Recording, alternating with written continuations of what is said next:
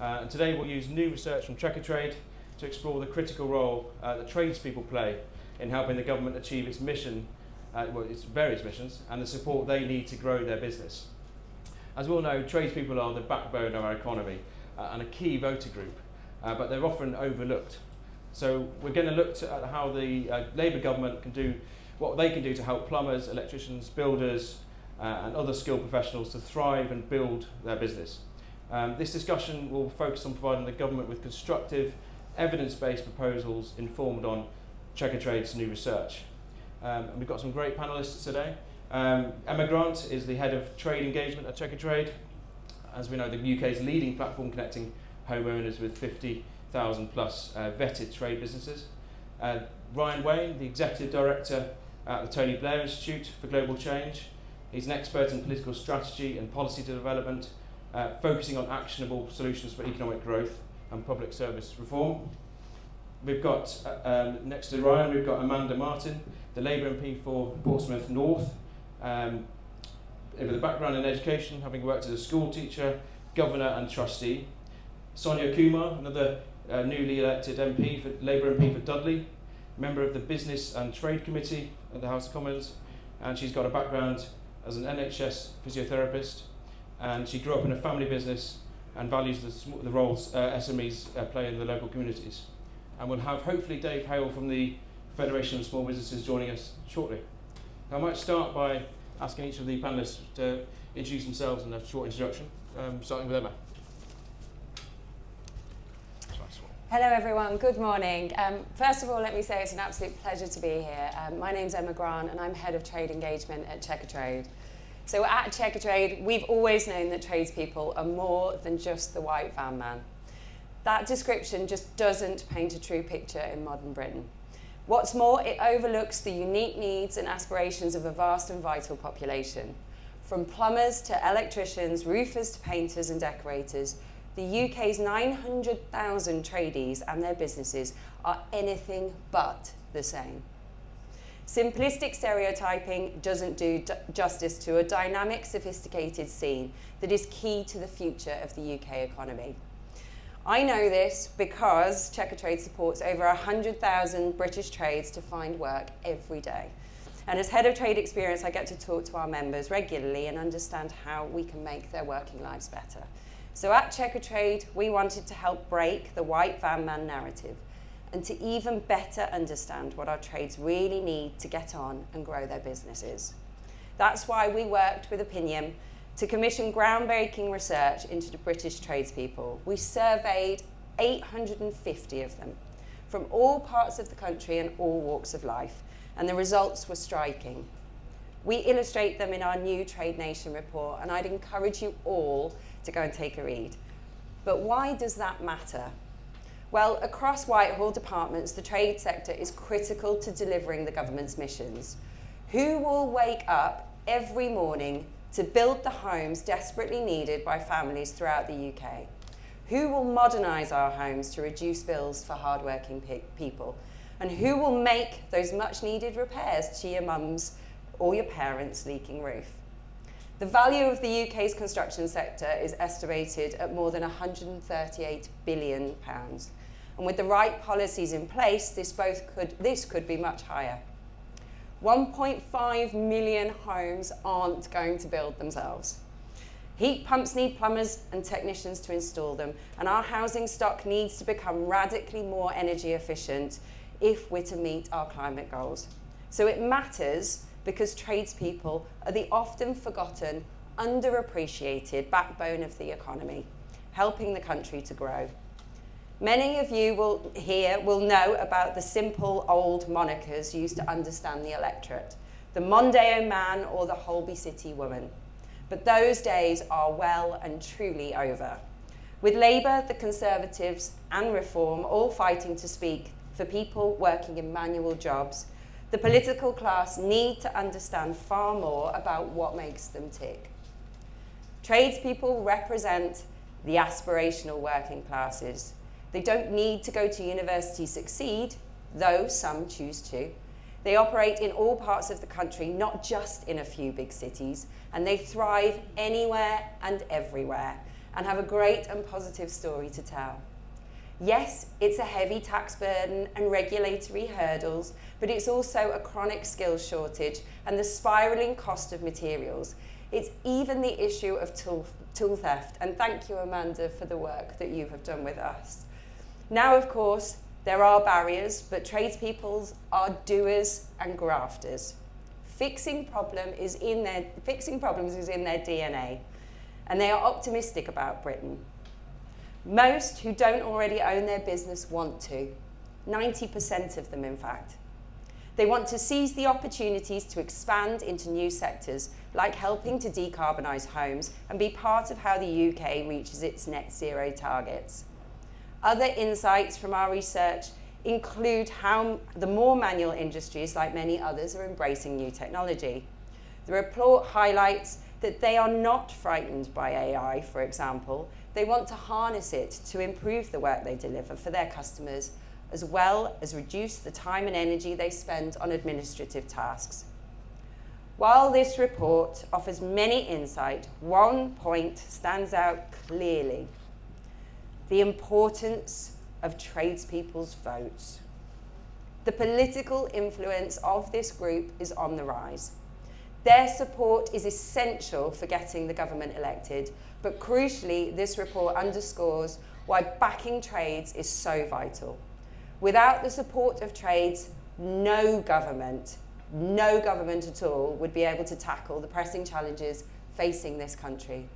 That's why looking beyond the white van man and better understanding the needs and aspirations of Britain's tradespeople has never been so important. Thank you. Thanks very much, Emma. Do we want to say a quick few words, or should I go straight into questions? We'll kick off where you left off, I think, and look at the political landscape. Because before the last election, tradespeople, the research from On the Tools showed that reform came out on top for tradespeople, and I just wonder how that, obviously that shows you how important they're going to be at the next election. Ryan, I might start with you. How pivotal will tradespeople be at the next election for choosing the next government? The short answer to that question is absolutely mission critical. I think if you lose tradespeople, it's a proxy for losing the heartlands that propel Labour into power and the coalition that Labour needs to govern for. I think it's striking and not surprising that reform coming out on top for those in construction. And the reason for that is I think reform are a symptom of something deeper, which is this pervasive sense of decline that people feel all around them. And tradespeople are no exception to that. In fact, they're exposed to that in ways that we can't even imagine. I think you brought that to light beautifully in your report, for example, around tools theft. You can look at all of the indicators you want, you do all of the polls you want, all the focus groups you want, but the decline is visible around these people in the spaces and faces and the empty vans after someone's robbed their tools overnight. So I think the political mission of this government has to be to arrest that decline and transform our country. And this is where I think tradespeople have a big role to play, because they will be the ultimate parameters of whether that decline has been arrested, the ultimate assessors of it, but also I think they're critical to the transformation. And what I love about your report, Checkatrade, and the work that you guys have done, is that you do lift this lazy caricature of the white van man, and you do something even more fundamental, which I think is lift this lazy caricature of the working classes. And the Labour Party at this conference is going to have a debate between Blue Labour versus New Labour and many other flavours in between. And some of those rest on a really lazy characterisation of those working classes. What I love about this report is two words that it used to describe tradespeople: entrepreneurs and technologists. Because these guys are adopting technology, AI, things like Checkatrade, at a pace that other small businesses and small traders aren't. So not only are they the parameters, but I also think they're absolutely critical to the solution, which is arrest, reverse decline, transform the country through embracing things like technology. And I think your report shows that there is a willing audience outside of those that we probably would immediately think might be receptive towards it. So I'm excited. I think the government should be excited, but I think they need to put tradespeople at the heart of their... Thanks, Ryan. And Sonia, do you think the government has put a sufficient emphasis on this voter group since the election? And what more do you think the government could do to support this group? I think we definitely have. In terms of sort of late payments, we're putting in £2 million to the National Business Crime Centre, which is working with industry and police to think of preventive strategies when we're looking at trade and when we're looking at the amount of people that are getting their tools stolen. We're also looking at sort of the transformation of business and high street rates, local service businesses, banning unfair rent review clauses, and revitalising the high streets when we're looking through the growth incubators and investing into the community. So I think when we're looking at, this is just the start, we're 1 year in, that's the first thing I would say to those. We're starting the initial foundations of what we need to do to support those people that are tradespeople, but also the fact that we have got 1.5 million houses to get out, and we need to think about decarbonising the economy, and how the only way that's going to be done is with tradespeople. And Amanda, same sort of question, but I know you've campaigned a lot on tool theft especially. So do you think the government could be doing more on that issue? And then also, same question, what would you like to see the government do more on? So I think first of all, I absolutely can see why this sector are totally pissed off, because they have been neglected for 14 years. Everywhere else in other parts of the world, they call them craftspeople. Australia, America, Europe, they are treated so differently to how we treat our tradespeople and our craftspeople. And I think, in my talk theft, which started in a backbench bill in December, which is going to be in the sentencing bill, is going to put victims at the heart of sentencing and legislation, considering the full picture of that person and how the crime has affected them, not just the tools nicked out of their van, but the business impact, the mental health impact, the other losses that they would have had. And when we've got a suicide rate, one of the highest professions of suicide rate is in the construction industry, we absolutely have to do something about this. So when the opposition, who were in government, decided they might like to take this mantra on, it was just words, and actually what we need to do is do it properly and not just about tool theft. I do think we're making really great strides with apprenticeships, with looking at, okay, why do you need to know about Jane Eyre to be a plumber? Like, you literally do not. So why do you need full GCSE in English to be able to be a brilliant tradesperson? So we're doing that. We're looking at other ways to extend apprenticeships. So if I take my own lads, they're friends, they've been on a building site from 16, they're earning £80 to £120 a day, but that's not going to be forever because they need to get their trade. So how do we allow them to maybe do a 3-day-a-week apprenticeship and still earn 2 days worth of money? How do we push the apprenticeship levy so it doesn't just cover their skills, but if a working class kid needs to get there, if you're a tradesperson, you need to learn how to drive. Why can't that be part of our apprenticeship and a part of the levy? So I think we have to look at the bigger picture. I do think we are as a government. I think some of the things that my colleague talked about are there. Also late payments, making sure they come in, and also making sure that our local builders are in the front of the queue for local public sector contracts. So in our schools, in our prisons, in our hospitals, why can't we get 3 really good builders at the front of that queue? They don't have time to put in these big bids that the big companies do. That then brings us business. So I think we are doing stuff, but there is more to do. And speaking of which, we've got the budget in November, almost 2 months away. So turning to that, Checkatrade data found that the 5 most significant barriers to growth for tradespeople were rising material costs, late payments, skill shortages, business taxes. I wonder, Emma, in light of the recent tax rises we've seen, the Employment Rights Bill coming up, and also the Prime Minister's slightly wishy-washy language on VAT yesterday, what do you think tradespeople need to see at the November budget to really make a difference for their day-to-day businesses, but also perhaps how to lend more support to labour or attract more support to labour? Yeah, so I think that the talk from the Chancellor of needing to raise 30 billion in taxes is really daunting, particularly for tradespeople. And I think that I'd encourage that it shouldn't be targeting small businesses with that. We know that the current tax regime is too complex, and it's an extraordinary system of reliefs and cliff edges that just make it really hard for trades to navigate. So we think that that's really bad for business and bad for government. But that being said, whilst we'd all like to see less taxes, that we'd take a system that doesn't just give with one hand and take with the other. So in our report, we've encouraged government to look at increasing the VAT threshold, for example, as a really concrete way of supporting tradespeople in the country. And the VAT threshold, do you think that's potentially being looked at from, trying to read the Prime Minister's words yesterday, saying we'll stand by that sort of headline VAT rate 20%.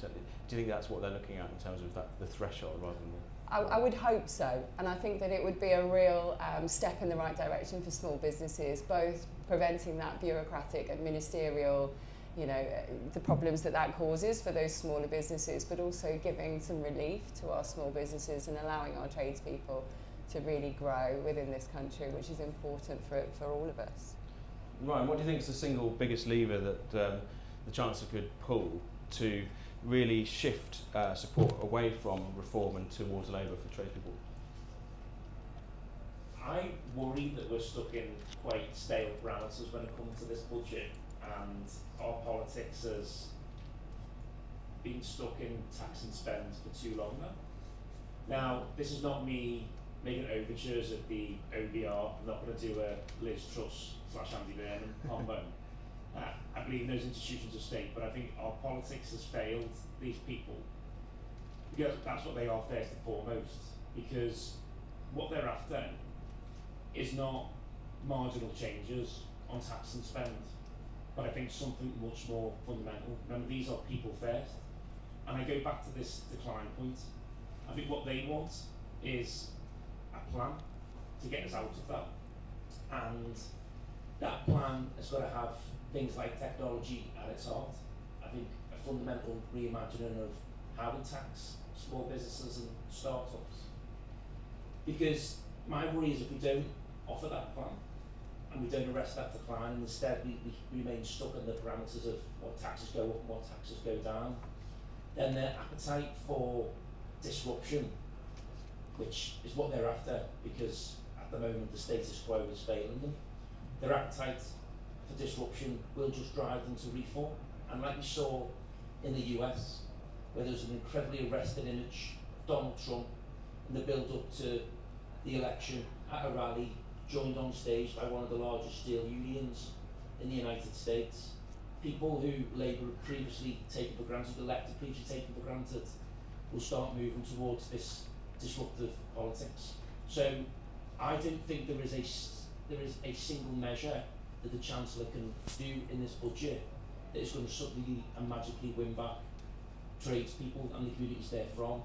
But I think the best thing that could happen is if the government signals that actually, and the Prime Minister's speech can be critical to this, there is a much bigger plan that speaks to people like the tradespeople, but also the market to shape Britain, as well as the voters and journalists like yourself.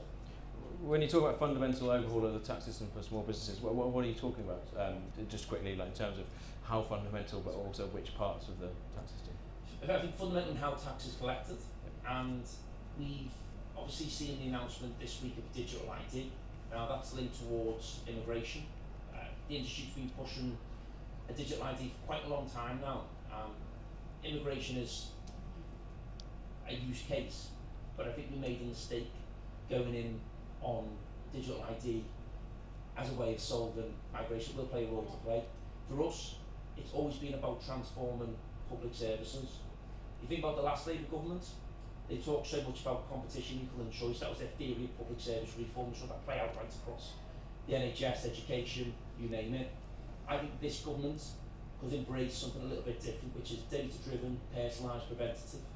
And you apply that across education and health. It's obvious what prevention looks like in health, but you apply that to the tax system, and all of a sudden you've got people's data being harnessed by government in order to get an understanding of what they pay and what they don't need to pay, and just creating efficiencies in the system that ultimately start to lower the tax burden. And I think that has to be the objective of a progressive government, which is how do we reduce taxes on working people. Not how do we not increase them, but how do we reduce them? And that for me is the exam question that will help guide what that fundamental rethinking of the tax system should look like. Sonia and Amanda, imagine you're the Chancellor on the 29th of November. What would you do to specifically help tradespeople? Yeah. So I'm not going to actually speculate, because I think that's probably not helpful right now. I think businesses need stability. I think they're sick of the press releasing one policy after another and saying this is what the government's going to do, and this is causing so much disruption. People are no longer, wanting to recruit. They're holding.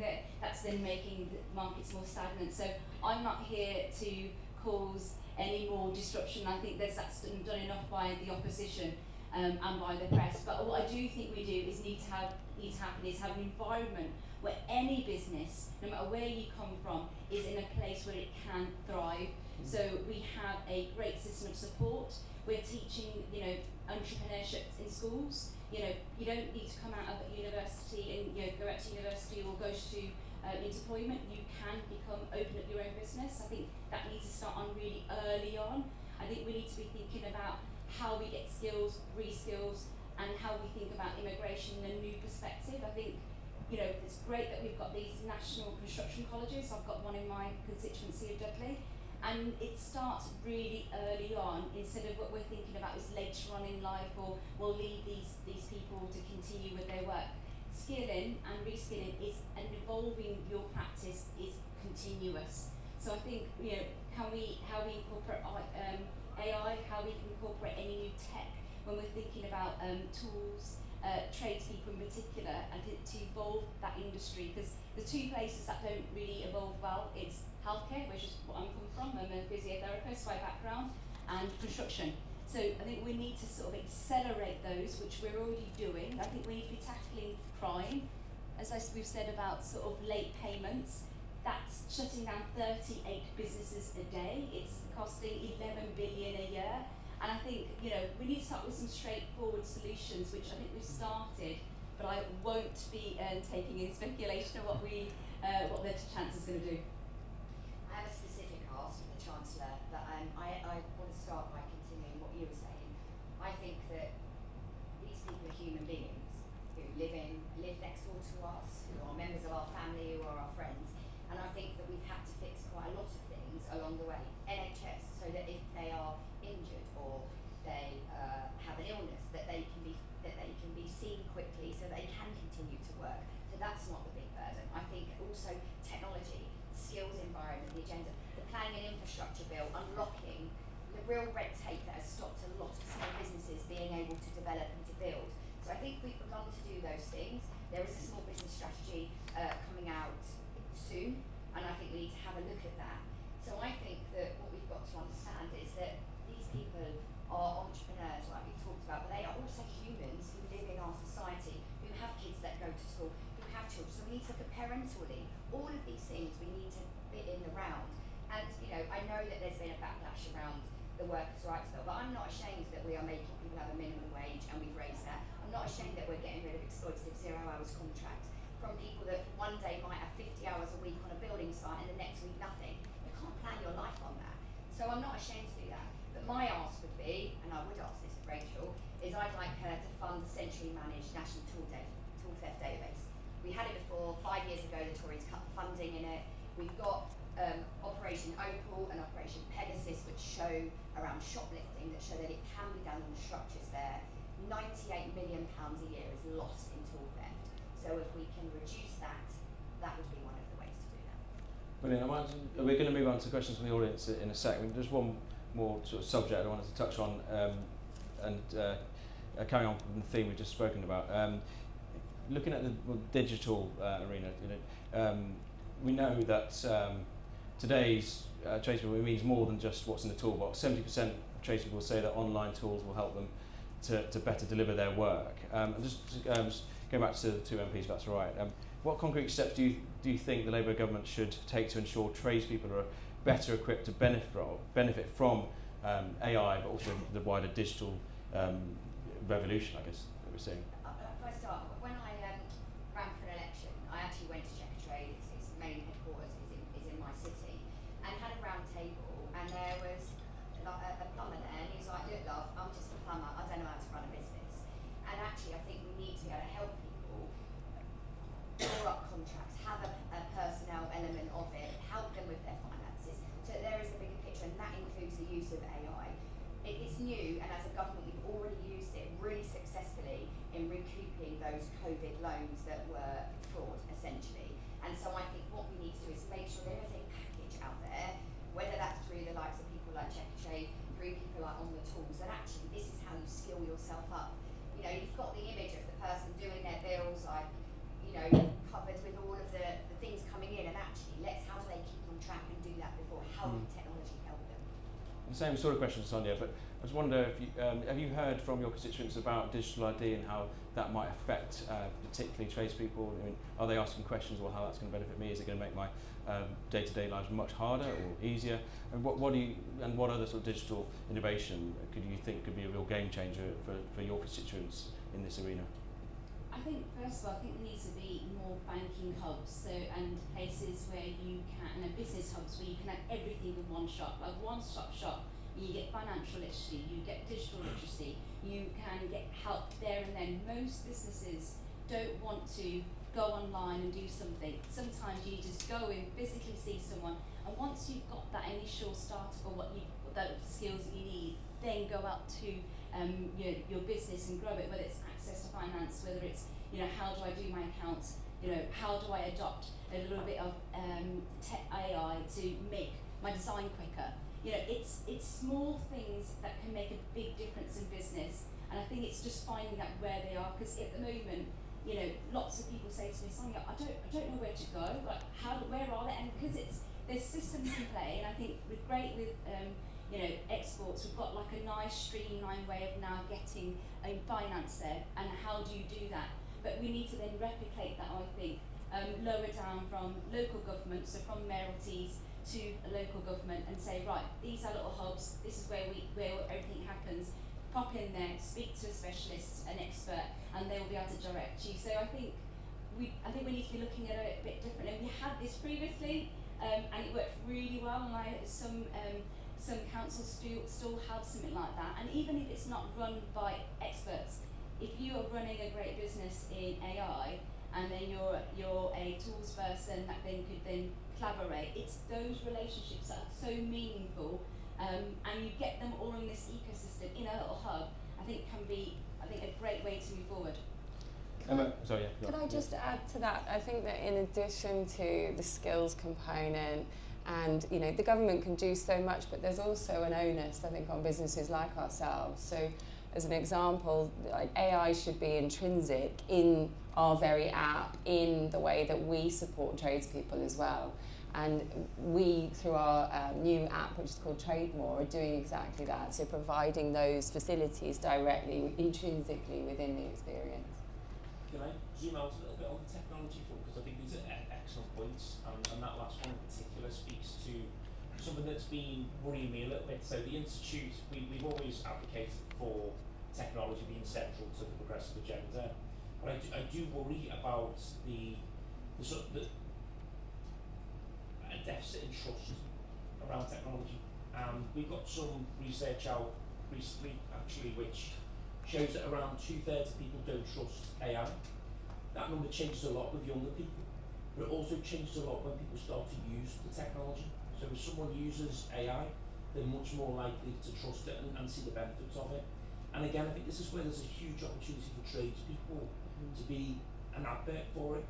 But there is also responsibility on government, and you're absolutely right, on business as well, to focus on that trust element. The digital ID announcement last week, so I did a little bit of media on it, and it's the first time my family's taken an interest in my job, because I went on GNB, little clip, and before you know it, it's doing the rounds in Liverpool conspiracy theory WhatsApp groups, and it was quite shocking, really, just about how organised the opposition was to this technology. And you've seen the protests outside, and look, there's a really important debate to be had about technology, about artificial intelligence. We live in a democracy, so let's have it. But this just didn't feel like it was getting anywhere near to debating the merits of an idea or its implementation. It was conspiracy theory, fueled by a complete lack of trust in technology, in government. And I go back to that growth point and the reform point. That is the thing that is fueling reform's rise. Not that everyone suddenly become extreme right wing, it's just a complete lack of trust. And this is not a, but it probably is a small political point. I think it is incumbent on us all, if we want to see the improvements that I think we're all shared and want to see in people's lives and our communities in the country, that we take it upon ourselves to start building that trust. And I go back to that research, the more people use the technology, the more they trust it. How do you build that trust then? You're getting more people to use it, but if they don't trust it in the first place, how do you get across that threshold? Because I think, correct me if I'm wrong, your polling on the digital ID support has massively increased as people know more about it and they learn that it's not about the ID cards that we had in the noughties. How do you get over that threshold, that first threshold? It's political leadership, and it's got to come right from the top. I think the best political leaders are educators and explainers, and we are going through a transformation that is big, if not bigger than the Industrial Revolution. This is huge, and what we've got to do is close that gap between the change makers, the technologists, and the policy makers, the political leaders. But I do think this is where politics has a big role to play, and political leadership, educate, explain, bring people with you, and remember that we are in a democracy, so we need to embrace and lean into that debate. And I feel for the MPs on this panel because it's really, really difficult in this media environment. I'm not talking about the media that you write for, although these guys might have different opinions. Feel free. But the media ecosystem, what goes around in WhatsApp groups, TikTok, social, the world is changing at a pace that I don't think we fully grasp. And I think that the way to do it is actually personal contact. So last week we had a coffee morning in my constituency, which is called Digital Inclusion. We had 4 banks, we had Age UK, we had the former pensioners there. We had 80 pensioners come and go away happy that someone had listened to them, talk to them. We're doing a second one on energy companies, and then we will go on and do a third one on AI. What does that mean? Because you're building that trust. So we started with something we knew they had a problem with, which was banking, and then we were able to have those conversations and people openly, and then they trust and they come and then they tell their friends, and it is about actual personal contact. And as MPs, that is our job. We should still be door knocking every single week. We should still, not just in election time, because how do you represent the people that put you there or didn't put you there unless you know what they are? It's political leadership nationally and locally, I'm presuming. Yeah. And just one final question before I open up to the audience, Emma. We hear a lot about how AI is really disrupting a lot of industries, my industry as well. We're all told that we're all going to lose our jobs to chatbots, etc. We're going to write articles. I don't agree at all. But with tradespeople in this industry, do you think it's the one few areas where actually AI is going to is one of the few career paths that will only grow in value? So this area, tradespeople, the only that's going to grow in value, but given the hands-on nature of the work. Garbled question. Yeah, no, absolutely. I mean, ultimately, a roofer, AI is never going to replace your roof. You are going to need someone to physically do that. So it does definitely have, an area that is actually extremely exciting.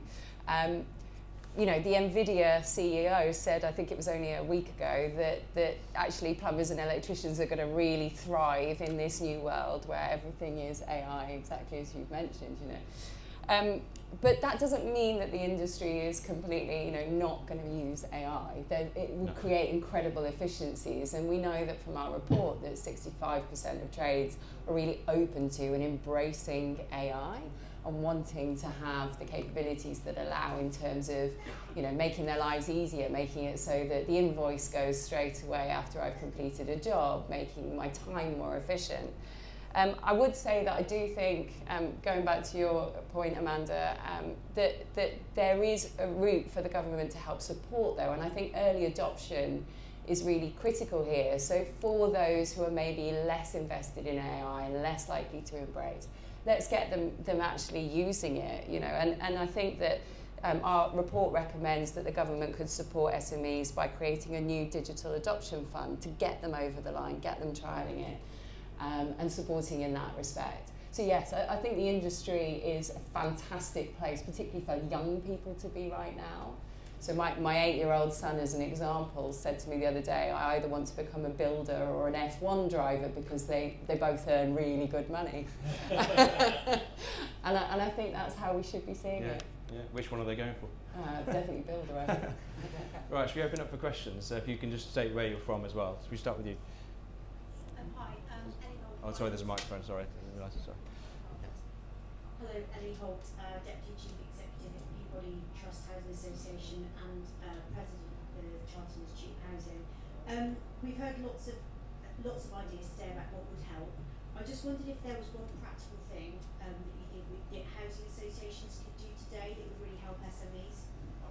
Who wants to kick off?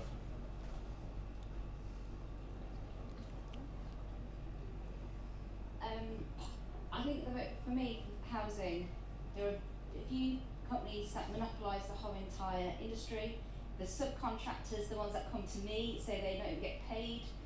They're quite frustrated that if the company collapses, then they've lost so much income. They've got all materials being held up. They can't then build, and it then causes a knock-on effect through. So I would like, this is not a governmental thing, I will just put out there to make sure that I'm not making Steve really happy, even though I'm all about build.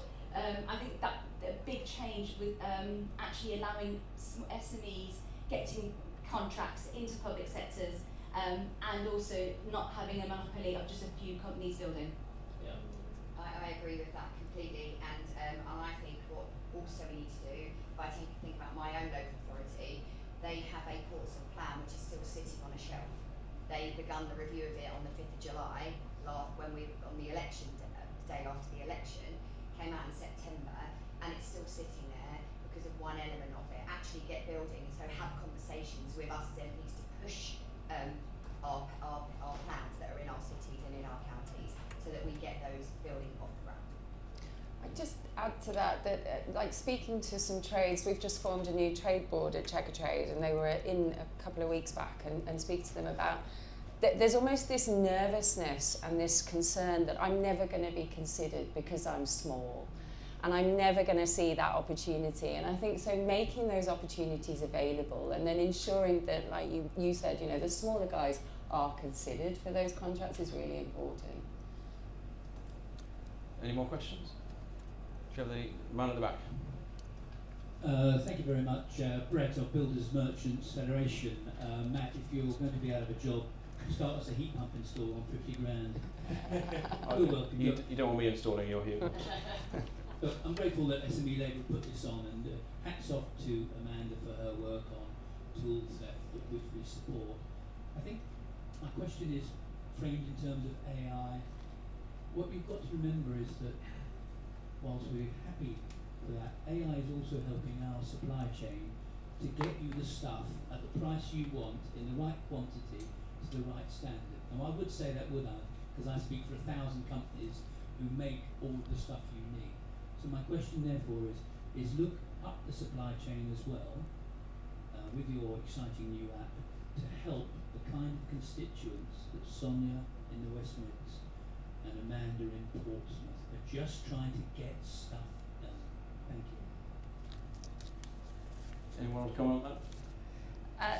I would just add, I wholeheartedly agree with you, and I think it's a really important area that we all need to be mindful of. So as an example, we've been working with a business called Materials Market, who they work with all the local suppliers and distributors, and we've been really embracing their kind of working with smaller company model.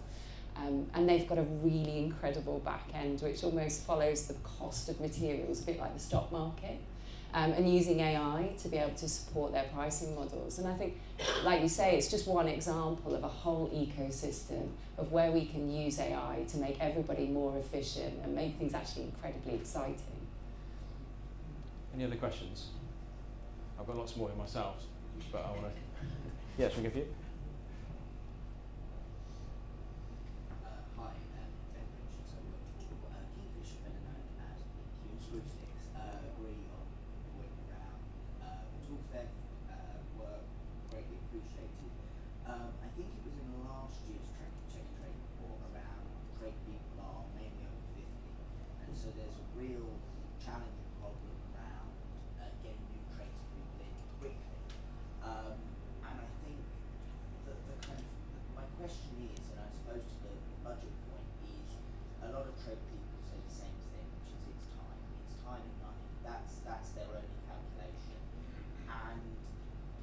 tradespeople aren't in big firms, they're in tiny firms.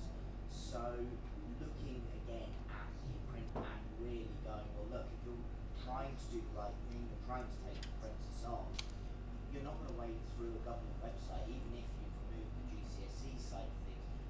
You're looking at, is it worth my time, and am I going to get money to compensate? So I suppose my question is, looking again at the grant system for SMEs specifically, and saying, well look, if you're going to try and do that, are we going to offer you £1,000 more and an exit bonus to kind of support you to take on? So we have done that. So any company with under 50 employees taking on apprenticeships under 21 years old will be given 100% of the training costs with an employer incentive of £2,000 on top of that. I realise we can streamline it better.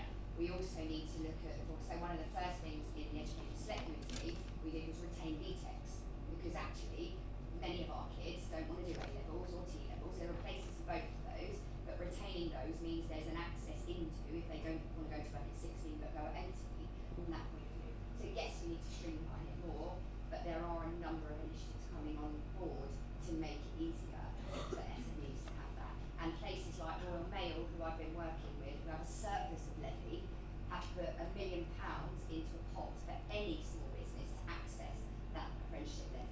So we're encouraging those bigger companies, because you only give it back to the Treasury. I'd rather give it back to my businesses in my city and give it back to Rachel and the Treasury, so that we spend it where we need it. So encouraging those big businesses that don't use their full levy to make it available for them. I think this is such an astute question, because you're right about often what all of us have at our disposal is a limited pot of money, but also a limited pot of time. And I think the state and governments of different political colours don't respect the latter, and actually the bureaucracies that people have to navigate on their day-to-day lives, let alone when they're applying for a grant or a rebate, is significant. So I agree with the reform that you're pointing at, but I would go much further, which is, how can governments just have a deep respect for people's time and remove some of those inefficiencies from the system when it comes to access, and not just grants for apprentices, but some of the skills training grants and other things. And I do think AI gives us the opportunity, but again, only if we can build that trust, to move much more towards a data-driven system where you're pre-authorised for entitlements or grants, and it's proactively pushed to you, and you can access that money in a way that, let's be honest, a lot of these people that we're talking about, the small traders, they need it from a cash flow perspective, right, from day one of bringing in an apprentice or someone else. But I think you're actually pointing towards a bigger revolution that needs to happen right across public services. And I do think technology with trust will allow us to do that, and it's exciting, right? It takes us to a different relationship between citizen and state, where there's much more trust than we previously had before. I mean, I wonder what your thoughts are on how we can make the trades more attractive to young people, and maybe how do we shift the perception of the trade industry. And maybe what Amanda said, is it about wording, like using words like craftspeople rather than what we use? Yeah, and in our report we've actually identified it's rather than this kind of old school mentality of older, gentlemen being your trades, actually that there are 4 very distinct category of trades, and they're extremely entrepreneurial. I also think that there's, and Amanda touched on it, that this starts in schools. And it also starts in families, how you think about tradespeople, the messages that we say to each other, how teachers frame it as options for children. I was looking around a school for my 10-year-old only the other day, and the school that we were looking at, very openly supported, they had a trades area where you could build a brick wall, and that's incredible, and we should be doing more of that. Highlighting as well those heroes of the industry who are doing incredibly well. My son wants to be a builder because he feels that that's an area where he can earn great money, and that's because he's had fantastic role models where people have done really well out of their business, and he therefore wants to follow that path. That's really critical. We should be doing more of that. Yeah, I mean, and just to put some numbers on it, that, you know, we did some research last year that found that 377,000 are needed to be recruited to replace our current retirees in the trade, and I mean that's astounding numbers, and we need to be doing more in that space. But that's in addition to the 734,000 that are needed to meet the current demand. So really important that we get this right. We've got time for one more question. Yeah. Oh, sorry, I thought you said you've got a question. Oh, 5 minutes. Sorry. Any more questions from the room? Just quickly to check. And just to come back on that question. Ryan and maybe Sonia could answer this. What do you think the single most important thing the government could do to ensure the trades have a strong pipeline of talent? And because we've, I think, relied a lot on immigration to fill those gaps, particularly before Brexit. So what do you think the government can do, presuming that it's not immigration, but maybe it is? Do you want to kick off, Sonia? Yeah, so I think those that have retired, they've still got a place, so they can move into thinking about teaching. So I've got a technology college, and now it's moving to a construction college.